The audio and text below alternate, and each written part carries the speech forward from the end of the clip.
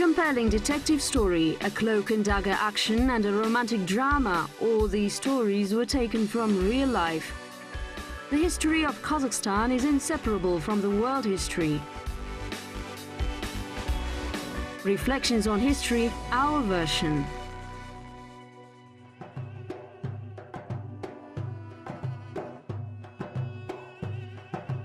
On the hills of Georgia.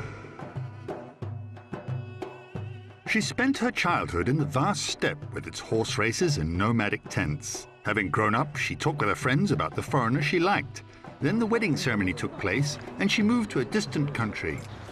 Her father and brother arrived in her new homeland where the fight for Tbilisi was taking place. Bright pictures appear in a flashback and fade quickly.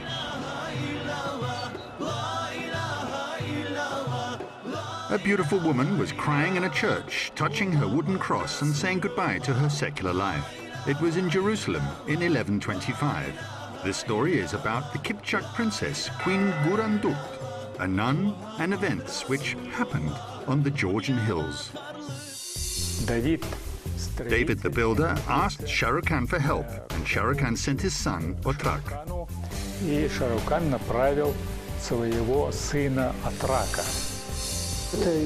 He was a historical figure, and according to Georgian sources, his daughter's name was Gurandukht. Его дочь звали Гурандухт, согласно грузинским источникам. Otrak brought 40,000 Kipchaks with him, not counting women and children. Chapter 1. A union of steppes and mountains. The East Kazakhstan Museum was established in 1915. It's one of the oldest museums in the country. It took almost 70 years to assemble the unique archaeological collection, including modernized bows and Kimaks weapons, called Palash, which occupied 2 showcases. Look, the Kimek Sultanate occupied a huge area from the south of western Siberia and Altai, almost to the banks of the Ili River.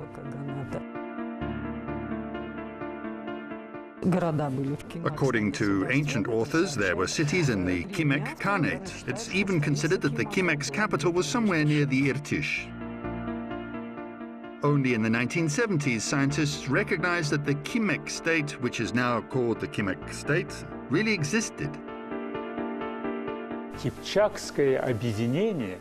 The Kipchak Confederation was a part of the Kimek state. Besides the Kipchaks, Kumans lived in the Kimek state too.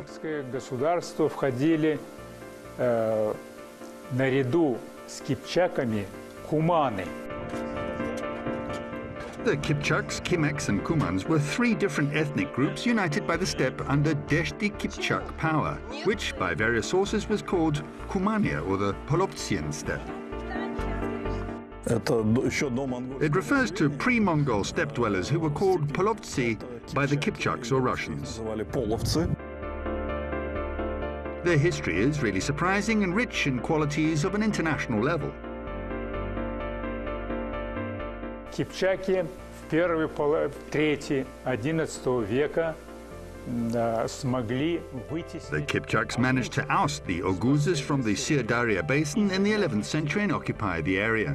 The military and economic potential of the Kimek state and the Oguz power, situated near the Sirdarya, strengthened the Kipchaks, and they moved west as the tribe's vanguard was represented by the Kumans. Кипчаки и прежде всего авангард, племенной авангард в лице куманов двинулась на запад.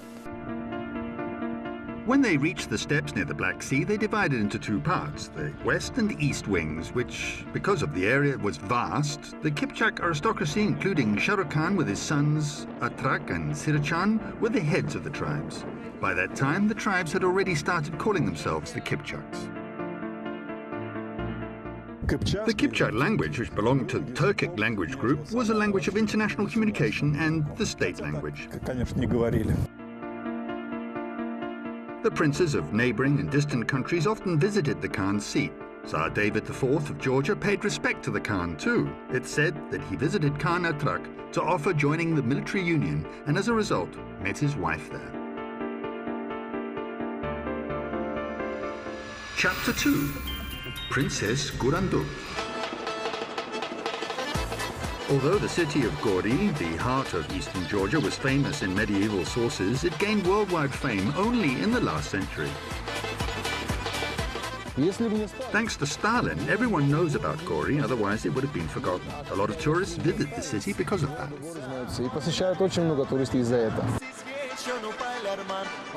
Konstantin Barbakadze jokes that it's the reason why every second mountain dweller is a professional guide. However, Gori is not famous only for the leader. There are mountains, ancient churches, and a fortress. According to one version, Tsar David the Builder established the city. Legend has it that the wedding caravan followed this route from the steppes. In approximately 1108, he divorced his wife, who was Armenian. The reasons for this, and even the name of his ex-wife, are unknown. Afterwards, he married the daughter of the famous Kipchak leader. И он женился на дочери известного тогда кипчакского предводителя. He married a daughter of Atrak, Shah Rukh Khan's son, from the royal dynasty Ashin. They say it was not just a political marriage, but David actually fell in love with the beautiful Poloptian woman. The foreign woman gained popularity in Georgia too. She is blessed and famous for her kindness, Tsarina Gurunduk. It was written in the chronicles. It's quite possible that Turanduk was Turan's daughter. In Georgian sources, she was known as Gurunduk, who later turned out to be very powerful and a strong-willed woman. И она оказалась впоследствии очень сильной и волевой женщиной. Probably before marriage, her name was different. The Gurunduk name was mentioned in historical chronicles of Georgia quite often. There's little information about the Kipchak Tsarina. No description of her appearance remains either. Information about very few tsarinas has remained in any manuscripts. This refers to their images depicted in the frescoes too. Особенно царицы. Polovtsian women were famous for their beauty. The moon fades and the cypress seems gnarled, wrote Persian poet Nizami, whose wife was from Deshti Kipchak. In general, mixed marriages were quite common, both in the steppe and beyond. The wife of Yaroslav the Wise was a Polovtsian woman as well. Her Hungarian king's wife was Kipchak, and Alexander Nevsky's mother was Kipchak too. Polovets and Polovyi translate into Slavic as light yellow or straw-colored. Etymologists think that this word derived from the description of appearance. Linguistic data and written sources, Chinese in particular, confirm this.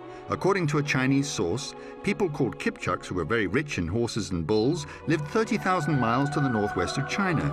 These people had green eyes and red hair.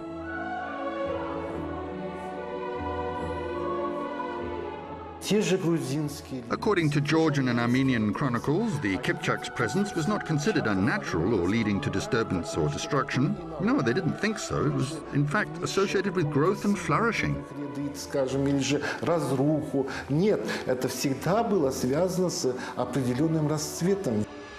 Chapter 3. Before Dawn. Georgia was on the threshold of a golden age. After marrying Atrak Khan's daughter, David started implementing reforms with great enthusiasm. The medieval country followed the example set by the Kipchaks and established the foreign intelligence service called Stovari, which meant spies. The personal royal guard was organized in this way too. It said that Gurunduk encouraged a lot of innovation. A few years after marrying, David decided to amass a powerful army in order to fight against the Seljuk Turks, who in fact owned a large part of Georgia at the time. Создать новое сильное войско для борьбы с турками, сельджуками, которые тогда фактически владели Грузией, большой частью Грузии. David asked his relatives for help. At that time, his father-in-law was in a difficult situation himself. Khan Atrak's troops had been defeated by Monomak's armed forces. It was the reason why the Kipchaks were enthusiastic about helping the Georgian Tsar. Приблизительно. There were approximately 40,000 warriors. There are a lot of arguments about whether there really were 40,000 warriors or if it was just a sacred number. Historians think that numbers like 4, 40 and 40,000 were sacred for the Kipchaks. Это просто цифра такая сакральная, потому что, как думают историки, для кипчаков цифра 4, 40 тысяч были они сакральными цифрами. If 40,000 warriors were together with their families, their numbers were at least probably 100,000 people, even if this amount is exaggerated. In any case, there were a few tens of thousands of them. Of course, when such a great amount of people started a migration, it causes difficulties, especially near the border. Conflicts with the Ossetian tribes occurred there at that time because the Kipchaks came from the north and the Don River. The Ossetians objected because they were deprived of pastures which had belonged to them before.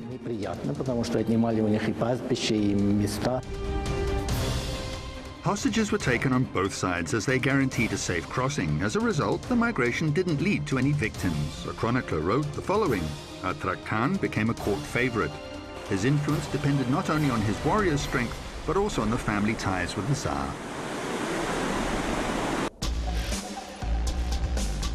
He provided the Polovtsi with the areas they found suitable, and they lived there with their wives and children.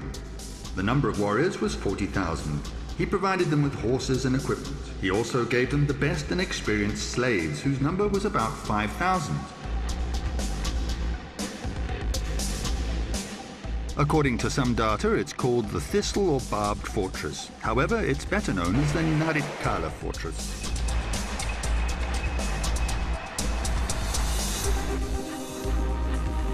These stone walls contain the memories of thousands of people, including the Meskhetians, Khazars, Polovtsi, and of course the Kipchak Tsarina. Let's look at history from the height of the ancient citadel. The Kipchaks who moved to Georgia mainly became semi-sedentary. During winter, they lived on the plain, where they were given special areas for building houses. As for summer, they spent it in the mountain pastures. Every family had to provide one horseman in the case of war. 5,000 best warriors were in the royal guard of the Georgian Tsar permanently. It was a mutually beneficial alliance. The majority of Georgian people didn't have to serve in the army and could engage in agriculture and similar occupations. Using the Kipchaks' military strength, Georgia managed to get rid of the Seljuks. During the reign of David the Builder, the Georgian area expanded. Tbilisi was liberated at the same time. И освободить свою землю. И в эпоху Давида Строителя грузинские земли расширились, вплоть до того, что в это же время был освобожден город Тбилиси. He gathered them, divided in accordance with their clans, and provided them with commanders. He, the best commander, was the head of his kingdom's troops. He started attacking Persia, Shirvan, and Armenia, but did not get tired or felt downhearted. He attacked them in accordance with his plans, ruled them, and gave orders, showing his great wisdom.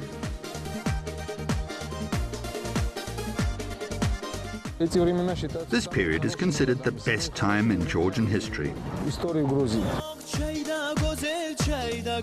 David died at the age of 53, and the destiny of the queen, who was a Kipchak, remained unknown for a long time. There is only information that Gurunduk gave birth to the Georgian monarch's son. What happened to the boy, who couldn't have been older than 15, remained a secret too. In accordance with Georgian traditions, only the oldest son could inherit the throne. Dmitry I was David's first son, and probably he was David and the Armenian Tsarina's son. The majority of Kipchak relatives moved back to their homeland after David's death. Epilogue: A blessing from heaven. Still, this marriage involved military and dynastic aspects, was made in heaven. If it hadn't been so, how could the letter found in Notre Dame de Paris, by chance, be explained? The document was sent together with a part of the Holy Cross from Jerusalem. Georgian Tsar David, who maintained and guarded the Caspian Gates together with his predecessors, took great care of this cross as long as he was alive. After his death, his wife, revered for her sanctity, took that cross and a lot of gold and went to Jerusalem to spend the end of her life praying in peaceful silence there. We have a bit more information. At the request of the Patriarch, Gurunduk took charge of the community and gave away everything she had brought with her. Although she was dying of hunger, this cross was the last thing she gave away because she revered it as her husband's lasting memory.